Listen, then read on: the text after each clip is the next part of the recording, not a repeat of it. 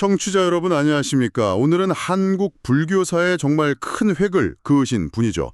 성철 스님의 그 마지막 순간, 그리고 그분이 남기신 깊은 가르침 속으로 함께 들어가 볼까 합니다. 1993년 11월 4일이었죠. 해인사 백년암에서 82의 나이로 열반에 드셨는데 스님의 그 마지막 모습 자체가 하나의 큰 울림, 뭐랄까 법문 같았다고들 합니다. 저희가 오늘 주로 살펴볼 자료는 성철 스님이 죽음의 순간에 남긴 마지막 말씀, 이 기록이에요. 이걸 중심으로 스님께서 죽음을 어떻게 마주하셨는지, 그리고 마지막까지 우리에게 전하려 했던 그 메시지, 그 핵심이 뭘까 같이 한번 찾아보려고 합니다. 스님께서 거의 80년 아닌가요? 평생을 산중에서 오로지 수행자의 길만 걸으셨잖아요. 네, 맞습니다. 80년 세월이죠. 그 길고 깊은 수행 끝에 맞이한 죽음이라는 순간, 과연 어떤 모습이었을까요? 스님의 마지막 날들, 그리고 그 말씀들을 통해서 그 의미를 함께 파헤쳐 보시죠. 자, 그럼 바로 시작해 볼까요? 스님께서 입적하시기 며칠 전의 일화가 참 인상 깊더라고요. 네, 그 시자 스님과의 이야기 말씀이시죠. 네, 곁을 지키던 시자 스님이 이제 몸이 불편하신 스님께 병원 치료를 권유했더니 스님께서 이렇게 빙그레 웃으시면서 말씀하셨다고요. 병원에 가서 무엇하겠는가? 태어날 때가 있으면 죽을 때가 있는 법이다. 지금이 바로 그때이니 자연에 맡기겠다. 이렇게요. 정말? 이 말 한마디에 스님의 죽음에 대한 자세가 그냥 다 드러나는 거죠. 죽음을 무슨 고쳐야 할 병이나 어떻게든 피해야 할 고통 이렇게 보지 않으신 거예요. 오히려 그냥 자연스러운 과정으로. 그렇죠. 삶과 죽음이라는 이 거대한 자연의 순환, 그 섭리의 한 과정으로 아주 담담하게 받아들이시는 정말 깨달은 분의 경지, 그걸 느낄 수 있는 대목입니다. 치료를 그냥 거부했다기보다는 삶의 자연스러운 마무리를 온전히 받아들이신 모습이죠. 이런 태도가 참 놀라워요. 요즘 현대 사회에서는 어떻게든 생명을 조금이라도 연장하려는 노력이 당연하게 여겨지는데 스님의 방식은 받아들임의 의미를 다시 생각하게 만드는 것 같아요. 이게 단순한 체념하고는 다른 거겠죠? 그럼요. 다릅니다. 체념이라는 게 좀 무기력하게 포기하는 느낌이라면 스님의 태도는 삶의 전체 과정을 깊이 이해하고 긍정하는 데서 오는 그런 초연함, 거기에 가깝다고 봐야죠. 초연함. 네. 삶의 시작과 끝, 이걸 모두 자연스러운 과정으로 이렇게 껴안는 지혜라고 할 수 있겠습니다. 입적 당일 아침에도 평소처럼 새벽 정진을 하셨다고 들었습니다. 몸은 이제 많이 쇠약해지셨지만 정신만큼은 여전히 뚜렷하셨던 거죠. 네, 그렇죠. 그리고 오전에는 제자들에게 마지막 당부를 남기셨는데 그 말씀이 참 깊어요. 너희들아, 내가 죽는다고 해서 슬퍼하지 마라. 생사가 어디 있으며 오고 감이 어디 있겠는가. 본래 태어남도 없고 죽음도 없다. 다만 인연 따라 나타났다가 인연 따라 사라질 뿐이다. 이게 그 불교의 핵심 가르침이라는 연기법인가요? 네, 맞습니다. 그 연기법을 아주 쉽게 풀어서 설명해 주신 거예요. 이 세상 어떤 존재나 현상도 그냥 홀로 존재하는 건 없다는 거죠. 수많은 원인과 조건, 이걸 이제 인연이라고 하는데 이게 서로 막 얽혀서 잠시 생겨났다가 그 인연이 닿으면 흩어져 사라진다. 이게 불교의 근본 진리거든요. 인연 따라 왔다가 인연 따라 간다. 그렇죠. 스님께서는 당신의 죽음조차 이 우주적인 인연의 법칙 속에서 일어나는 그냥 자연스러운 흐름으로 보신 겁니다. 그러니 슬퍼할 이유가 없다는 거죠. 그렇군요. 결국 나라는 어떤 고정된 실체가 죽는 게 아니고 인연의 조합이 잠시 흩어지는 것뿐이다. 이런 관점이네요. 슬픔이나 두려움의 근원을 좀 다르게 보게 만드는 말씀인데요. 정확합니다. 우리가 나라는 생각에 집착하기 때문에 죽음이 두려운 건데 사실 그 나라는 집착 자체가 연기법의 관점에서 보면 허상이다. 이걸 알게 되는 거죠. 그리고 스님하면 또 떠오르는 그 유명한 법어. 산은 산이요, 물은 물이다. 이게 있지 않습니까? 네네. 이 의미가 완성되는 경지도 마지막에 보여주셨다고요? 제자들에게 이렇게 말씀하셨다면서요? 산은 산이고 물은 물이다. 보리도 원래 없고 중생도 원래 없다. 애당초 부처될 것도 없고 제도할 중생도 없다. 이렇게요. 네, 이게 무슨 뜻인가요? 이게 선에서는 깨달음의 과정을 보통 세 단계로 비유를 하거든요. 처음에는 그냥 세상을 보이는 대로 보지만 깊이가 없는 산은 산, 물은 물. 네. 그러다가 이제 수행하면서 의심하고 분별하는 단계. 산은 산이 아니고 물은 물이 아닌 단계가 와요. 아, 그리고 마지막으로 모든 분별, 망상을 다 넘어선 절대 긍정의 상태. 다시 산은 산이고 물은 물이다. 이렇게 되는 거죠. 다시 돌아오는 거군요. 네, 스님의 이 말씀은 바로 그 세 번째 단계, 완전한 깨달음의 상태를 의미합니다. 모든 것이 그냥 그 본래 모습 그대로 완전하고 부족함이 없다는 걸 투철하게 보신 거죠. 깨달음, 즉 보리를 따로 구할 것도 없고 구제해야 할 대상, 중생도 본래 없다는 거예요. 모든 분별이 일어나기 이전에 그 절대 경주를 표현하신 겁니다. 와, 그 복잡한 수행 과정을 거쳐서 도달한 경지가 역설적이게도 처음처럼 그냥 단순하게 산은 산, 물은 물로 돌아온다는 게 참 흥미롭네요. 근데 그 속의 깊이는 완전히 다른 차원이겠군요. 맞습니다. 겉모습은 비슷해 보일지 몰라도 그 안에는 분별과 집착을 완전히 넘어선 깊은 지혜와 평화가 담겨 있는 거죠. 오후가 되면서 스님의 호흡은 점점 약해지셨지만 의식만큼은 마지막까지 또렷하셨다고 합니다. 모여든 제자들에게 힘겹게 마지막 법문을 남기셨어요. 네. 법에는 실제로 생멸이 없다. 마음이 생멸상을 짓는 것이다. 생멸심이 없어지면 정멸의 즐거움이 현존한다. 이 말씀은 불교의 유식학 사상하고 딱 맞닿아 있습니다. 세상의 모든 현상, 그걸 이제 법이라고 하는데 이게 실제로 생겨나고 사라지고 멸하는 게 아니라는 거예요. 네, 그럼 뭐죠? 칠은 우리 마음, 식이라고 하죠. 이 마음이 개삭을 분별하고 인식하면서 생기고 사라지는 모습, 상을 만들어낸다는 뜻입니다. 아, 마음이 만들어낸다. 그렇죠. 끊임없이 좋다, 싫다, 옳다, 그르다 분별하는 우리 마음. 이걸 생멸심이라고 하는데 이 마음이 쉬게 될 때 비로소 모든 고통이 사라진 진정한 평화, 즉 정멸의 기쁨이 드러난다. 이런 가르침이죠. 결국 모든 건 마음이 어떻게 보느냐에 달려 있다는 겁니다. 이 말씀을 들으니까 우리가 겪는 고통이나 번뇌 같은 게 결국 내 마음이 만들어내는 어떤 그림자일 수도 있겠다. 이런 생각이 드네요. 그럼 그 마음을 잘 다스리는 게 결국 평화를 얻는 길이겠군요. 바로 그 점입니다. 그걸 강조하신 거예요. 외부 조건이나 현상에 막 휘둘리지 말고 자신의 마음을 잘 관찰하고 다스리는 것. 그게 수행의 핵심이라는 가르침이죠. 그리고 정말 많은 사람들한테 깊은 울림, 감동을 준 말씀을 남기셨습니다. 잠시 눈을 감으셨다가 다시 뜨시면서 이전보다 더 또렷해진 목소리로 이렇게 말씀하셨다고 해요. 네, 그 유명한 말씀이죠. 나는 간다. 그러나 나는 언제나 여기 있다. 찾는 자는 나를 만날 것이다. 이 말씀은 들을 때마다 정말 가슴이 뭉클해져요. 저도요. 여기서 나는 두 가지 차원으로 볼 수 있어요. 하나는 인연 따라서 잠시 머물다가는 이 육신으로서의 나. 이건 이제 떠나가지만 네. 다른 하나는 시간과 공간을 초월한 진리의 몸, 법신으로서의 나. 이건 영원히 존재한다는 의미입니다. 아, 법신. 네, 그러니까 스승이 남긴 진리의 가르침과 그 정신은 육신의 소멸과는 상관없이 진리를 구하는 사람이라면 언제든 만날 수 있다. 이렇게 해석할 수 있습니다. 금강경에서 부처님께서 열에는 오는 바도 없고 가는 바도 없다고 하신 것과 정확히 같은 맥락의 말씀이에요. 아, 그렇군요. 스님께서는 당신의 죽음을 통해서 이 법신의 불멸성, 이걸 몸소 보여주신 셈이죠. 와, 찾는 자는 만날 것이다. 육신의 죽음을 넘어선 어떤 가르침의 영원성. 이걸 이렇게 표현하시다니 정말 큰 위안과 희망을 주는 말씀 같습니다. 그렇습니다. 스수는 떠났지만 가르침은 남아서 영원히 우리 곁에 있다. 이 메시지.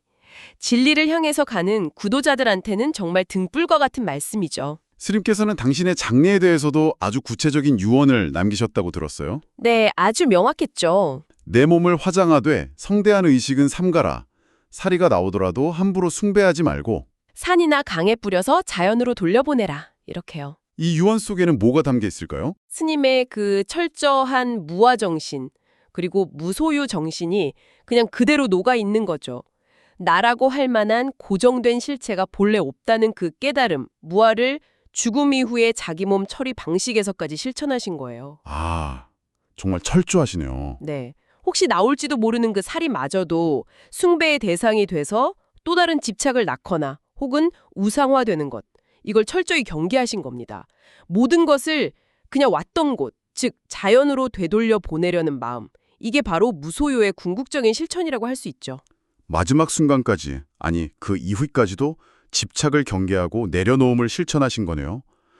와, 정말 일관된 삶과 가르침입니다. 네. 삶과 죽음, 그리고 그 이후까지 가르침이 하나로 쫙 관통되는 모습이죠. 후학들에게 남기신 당부도 기억해야 할 것 같습니다. 나를 기억하려거든 내 말을 기억하지 말고. 내 말 속에 담긴 의미를 찾아라. 부처의 진리는 말에 있지 않고 마음에 있다. 이게 그 선종의 핵심 정신이라는 건가요? 맞습니다. 그 선종, 전종의 핵심 정신, 불립문자 교회별전, 이걸 다시 한번 강조하신 거예요. 진리는 언어나 문자에 갇혀 있는 게 아니고 경전이나 스승의 말 밖에서 마음에서 마음으로 직접 전해진다는 뜻이죠. 아, 불림문자. 네, 언어는 그냥 진리를 가리키는 손가락일 뿐이지 달 자체가 아니라는 비유처럼요. 스승의 말이나 문자에 얽매이지 말고 그 말이 가리키는 궁극적인 진리, 즉 각자 자기 마음속의 본성, 그걸 스스로 깨달으라는 아주 간곡한 당부입니다. 밤 8시쯤 호흡이 더욱 가빠지자 제자들이 마지막 말씀을 총했고 스님께서는 정말 마지막 남은 힘을 다해서 이렇게 말씀하셨다고 합니다. 네, 할 말이 어디 있겠는가? 산천대지가 모두 부처이거늘 무엇을 더 말하겠는가? 그리고 잠시 후에 덧붙이셨죠. 다만 이것만 명심하라. 자성청정심이 바로 부처이니 밖에서 구하지 마라. 이 말씀을 마치고 조용히 눈을 감으셨다고요. 네. 스님의 이 마지막 말씀은 평생의 가르침을 그냥 한마디로 압축한 결정체와 같아요. 온 우주 만물, 산천대지가 그 자체로 진리의 표현, 즉 부처인데 무슨 말을 더 보탤 필요가 있겠느냐는 거죠. 그리고 그 부처는 어디 멀리 특별한 곳에 있는 게 아니라 바로 우리 각자의 본래 마음자리, 어떤 것에도 물들지 않은 그 청정한 마음, 자성청정심. 이게 바로 부처니까 절대로 밖에서 찾지 말고 자기 안에서 발견해라. 이게 최후의 핵심적인 당부였습니다. 이 말씀을 끝으로 스님은 마치 깊은 잠에 들듯 아주 평안하게 열반에 드신 거죠. 밖에서 구하지 마라. 결국 모든 답은 내 안에 있다는 말씀이군요. 와, 평생을 수행에 바치신 분의 마지막 당부가 이거라니 정말 깊이 새겨야 할 것 같습니다. 스님의 입적 순간을 곁에서 지켜본 분들의 증언은 더 뭐랄까 경이롭게 다가와요. 네, 그런 기록들이 있죠. 한 스님은 조실 스님께서 마지막 숨을 거두시는 순간 방 안에 은은한 향기가 퍼졌고 설명할 수 없는 평안함이 감돌았다고, 슬픔이나 두려움 대신 숭고함이 느껴졌다고 회고했고요. 네. 또 다른 분은 스님께서는 마지막까지 얼굴에 옅은 미소를 띠고 계셨다. 마치 오랜 여정을 마치고 고영으로 돌아가는 듯한 평화로운 모습이었다고 전했죠. 아, 심지어 화장, 그 다비식 때는 하늘에 오색용롱한 구름이 나타나고 향기가 온 산에 퍼지고 새들조차 울음을 그쳤다. 이런 신비로운 이야기도 전해지더라고요. 네. 그런 이야기들이 전해지죠. 유언에 따라서 수많은 사리가 나왔지만 결국 모두 해인사 주변 산과 강에 뿌려졌다고 하고요. 네. 스님의 죽음이 이렇게 좀 특별하게 다가오는 이유는 몇 가지로 생각해 볼 수 있을 것 같아요. 첫째는 나라는 생각, 즉 에골에 대한 완전한 집착 없음, 무아의 경지입니다. 무아. 둘째는 모든 것은 끊임없이 변한다는 진리, 무상을 온전히 받아들이신 점. 셋째는 과거에 대한 미련이나 미래에 대한 불안 없이 오직 현재 이 순간에 온전히 깨어 계셨다는 것. 현재에 깨어있음. 그리고 넷째는 자신을 자연의 일부로 여기고 자연으로 돌아가는 것을 지극히 당연하게 받아들이는 그 자연과의 완전한 합일. 이런 자세입니다. 이런 요소들이 다 어우러져서 스님의 죽음은 단순한 생명의 끝이 아니라 우리에게 어떻게 살아야 하는가에 대한 아주 깊은 울림을 남긴 것이죠. 방금 말씀하신 그 네 가지 요소, 무아, 무상, 현재에 깨어있음, 자연과의 합일, 이것들이 모여서 죽음의 순간을 그렇게 평화롭고 심지어 숭고하게까지 만들 수 있었다는 거군요. 듣고 보니 스님의 평생 수행과 이게 직결되는 것 같아요. 당연하죠. 스님께서는 20살에 출가하신 후에 80년간 수행에만 전념하셨고 특히 가야산 해인사 백년암에서는 30년 넘게 문박 출입을 삼가시면서 철저한 수행 생활을 하셨잖아요. 네, 장좌불화, 무건 뭐 이런. 그 긴 세월 동안 죽음이라는 화두를 정말 깊이 파고드셨을 텐데요. 그렇습니다. 선수행에서는 죽음 그 자체를 아주 중요한 화두, 즉 공안으로 삼아서 생사의 근본 문제를 파고듭니다. 성철 스님께서는 이 죽음 공안을 통해서 생사가 본래 없다, 생사 본래 우라는 깊은 깨달음에 도달하신 것으로 보입니다. 생사가 본래 없다. 네, 태어나고 죽는 이 선상 너머에 있는 생겨나지도 사라지지도 않는 불생불멸, 진리의 본성, 이걸 체득하신 거죠. 또한 무상, 즉 모든 것이 변한다는 진리에 대해서도 아주 심오한 통찰을 보여주셨어요. 변하는 것은 본래 변하는 것이고 변하지 않는 것은 본래 변하지 않는다. 어렵네요. 무상함과 영원함이 본래 다르지 않다 이런 말씀인데 좀 어렵죠. 눈에 보이는 이 현상 세계는 끊임없이 변하지만 그 바탕이 되는 본성, 즉 법성은 영원하다는 뜻입니다. 아, 이런 깨달음이 있었기 때문에 죽음을 단지 육신을 이루는 4가지 요소, 4대라고 하죠. 땅, 물, 불, 바람. 이게 그냥 흩어지는 자연스러운 변화일 뿐이다. 두려워할 게 아니다. 이렇게 보신 겁니다. 죽음이 무엇인가? 4대가 흩어지는 것일 뿐이다. 라는 말씀처럼요. 그 수십 년간의 정말 치열한 수행이 있었기에 마지막 순간에 그런 초연하고 평화로운 모습을 보이실 수 있었던 거군요. 이게 뭐 갑작스러운 깨달음이 아니라 정말 평생을 건 노력의 결과였네요. 네, 그렇습니다. 꾸준한 수행을 통해서 삶과 죽음에 대한 깊은 이해와 통찰을 얻으셨고 그것이 마지막 순간에 아주 자연스럽게 드러난 것이다. 이렇게 봐야 합니다. 스님의 입속 소식을 듣고 전국 각지에서 모여든 조문객들의 반응도 참 인상적이었습니다. 많은 분들이 슬픔보다는 오히려 경건함, 심지어 아름다움마저 느꼈다고 입을 모았다고 해요. 네, 그런 이야기들이 많죠. 이런 죽음이라면 나도 두렵지 않겠다 이런 말까지 나왔다고 하니 스님의 마지막이 사람들에게 얼마나 큰 영향을 주었는지 알 수 있습니다. 특히 젊은 수행자들에게는 나도 저렇게 죽고 싶다는 생각을 하게 만들면서 죽음이 막 피해야 할 대상이 아니라 오히려 잘 준비하고 맞이해야 할 어떤 수행의 완성처럼 그렇게 여겨지게 하는 계기가 되었다고 합니다. 스님의 사무와 죽음은 오늘날 우리에게 시사하는 바가 참 많습니다. 첫째, 죽음은 두려워하거나 외면할 대상이 아니라 삶의 일부로서 자연스럽게 받아들여야 할 과정이라는 점이죠. 네, 둘째, 죽음의 모습은 그 순간에 딱 결정되는 게 아니라 평생 어떻게 살아왔는지, 어떤 마음으로 수행했는지가 그대로 반영된다는 겁니다. 아, 평소의 삶이 중요하다는 거군요. 그렇죠. 셋째, 죽음에 대한 공포는 결국 나라는 존재에 대한 집착, 아상이라고 하죠. 그리고 모든 것이 영원할 거라는 잘못된 생각, 이걸 상견이라고 하는데 여기서 비롯된다는 걸 알아야 합니다. 그래서 무아와 무상의 이치를 깨닫는 게 중요하고요. 네, 마지막으로 과거에 얽매이거나 오지 않은 미래를 걱정하기보다 지금 이 순간에 충실히 깨어 살면서 자연의 순리를 겸허히 받아들이는 지혜, 이게 필요하다는 겁니다. 스님께서 연명치료를 거부하신 것은 요즘 우리 사회에서 많이 이야기되는 조남사 혹은 웰다잉 이런 논리와도 좀 연결해서 생각해 볼 지점이 있는 것 같습니다. 네, 그렇죠. 기계의 의지에 생명을 연장하는 것이 무슨 의미가 있는가? 스님의 이 질문은 삶의 마무리를 어떻게 할 것인가에 대한 좀 근본적인 성찰을 요구하는 것 같아요. 물론 이게 생명을 가물게 여기거나 포기하라는 뜻은 절대 아닙니다. 주어진 삶 동안 최선을 다해서 살아가되 인간의 노력으로 어쩔 수 없는 자연적인 한계는 겸허하게 받아들이라는 의미로 해석해야겠죠. 네, 균형이 중요하겠네요. 그리고 중요한 것은 스님께서 마지막까지 내 말에만 의존하지 말고 스스로 깨달아라, 이렇게 강조하신 점이에요.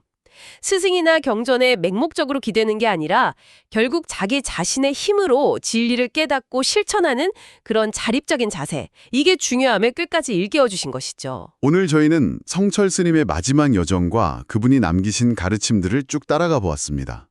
스님의 전생에, 특히 삶의 마지막 순간들은 평생 강조하셨던 그 메시지, 자성 청정심이 바로 부처니 밖에서 구하지 마라 는 이 말을 온몸으로 증명해 보이신 가장 강력하고 또 감동적인 법문이 아니었나 그런 생각이 듭니다. 네. 결국 삶의 가장 큰 문제인 죽음에 대한 해답 역시 다른 누구도 아닌 바로 내 자신의 마음 안에서 찾아야 한다. 이런 말씀이겠죠? 맞습니다. 성철 스님께서는 죽음이란 실체가 있는 게 아니라 그냥 변화의 과정일 뿐이다. 그리고 그에 대한 두려움은 나라는 허상에 대한 집착에서 비롯된다. 우리의 본래 마음은 생사를 넘어선 자리에 있다. 이 진리를 가르치셨습니다. 네. 그리고 당신의 마지막 순간을 통해서 이 가르침이 단순한 관념이나 철학이 아니라 수행을 통해서 실제로 체득하고 보여줄 수 있는 현실이다. 이걸 직접 증명해 보이신 거죠. 마지막으로 청취자 여러분께 이런 질문을 한번 던져보고 싶습니다. 성철 스님은 나는 간다. 그러나 나는 언제나 여기 있다고 하셨습니다. 만약 우리도 죽음을 단순히 모든 것의 끝이 아니라 자연스러운 과정으로 그리고 매 순간 어떻게 살아가느냐와 분리될 수 없는 것으로 받아들인다면 여러분의 삶과 또 언젠가 맞이할 그 마지막 순간에 대한 생각은 어떻게 달라질 수 있을까요? 내 안에 본래 부처, 즉 자성청정심을 찾는다는 것은 삶의 가장 큰 변화인 죽음을 마주하는데 과연 어떤 힘과 의미를 줄 수 있을까요? 한번 조용히 성찰해보는 시간을 가져보시면 어떨까 합니다.